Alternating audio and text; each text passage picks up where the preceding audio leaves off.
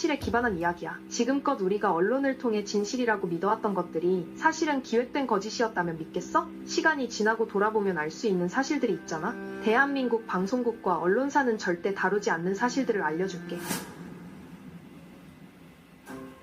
예전 박근혜 정부의 탄핵, 수많은 국민이 촛불을 들고 아스팔트로 나왔었어. 대한민국 국민들은 분노했고 전 국민이 박근혜 대통령을 외면했지. 사람들은 박근혜 대통령이 죽을 죄를 지었다고 믿었고 결국 지지율은 10% 미만으로 떨어졌어. 그 중심에는 세월호 참사가 있었지. 2014년 세월호 참사는 비극적인 사고였고 구조 실패로 이어지며 대규모 참사로 이어졌어. 하지만 언론은 사고를 정치적으로 엮었고 대국민 추모의 촛불바람을 정치적 분노로 이어지게 만들었지. 당시 뉴스와 방송에서는 사고를 정부의 무능과 였고 다양한 프레임을 씌워 하루도 빠짐없이 보도했고 감정적인 영상과 인터뷰로 국민을 자극했지. 결국 국가가 아이들을 버렸다는 프레임이 만들어졌고 대통령은 아무 대응도 안 했다는 가짜뉴스가 퍼졌어. 심지어 세월호 사고 당시 박근혜 전 대통령이 피부미용을 받느라 아무런 대응을 하지 않았다고 알고 있는 사람들도 많아. 가짜뉴스라고 정확히 밝혀진 사실이고 관련 방송은 다 삭제되었어. 하지만 국민들 머릿속엔 여전히 그 이미지가 남아있지. 언론을 통해 진실을 알게 된 게 아니라 진실이라고 믿게 주입받던 거였어. 그리고 놀랍게도 같은 일이 반복돼. 이태원 참사, 사드 배치, 광우병, 후쿠시마 원전 오염수 논란까지 언제나 감정을 자극하고 정부 책임론을 부각시키고 국민을 분열시키며 거리로 나와 시위하게 만들고 정치적 이득을 취하는 방식이지. 심지어 유가족들의 아픔마저도 언론의 소재가 되고 있잖아. 계속 반복되는 보도로 사람들의 상처를 덧내며 조회수를 빨아먹었고 국민들의 갈등을 부추겼어. 시간이 흐르고 진실이 밝혀지지만 관심이 없어진 사건이기에 흐지부지 넘어가는 경우가 태반이지. 가장 최근의 원전 오염수 논란도 똑같아. 바다가 피폭되고 해양생물이 방사능 덩어리가 될 것처럼 방송했고 그걸 정치적으로 엮어 논란을 키웠어. 엄청난 세금이 낭비된 것은 물론이고 문 닫은 횟집도 수두룩해.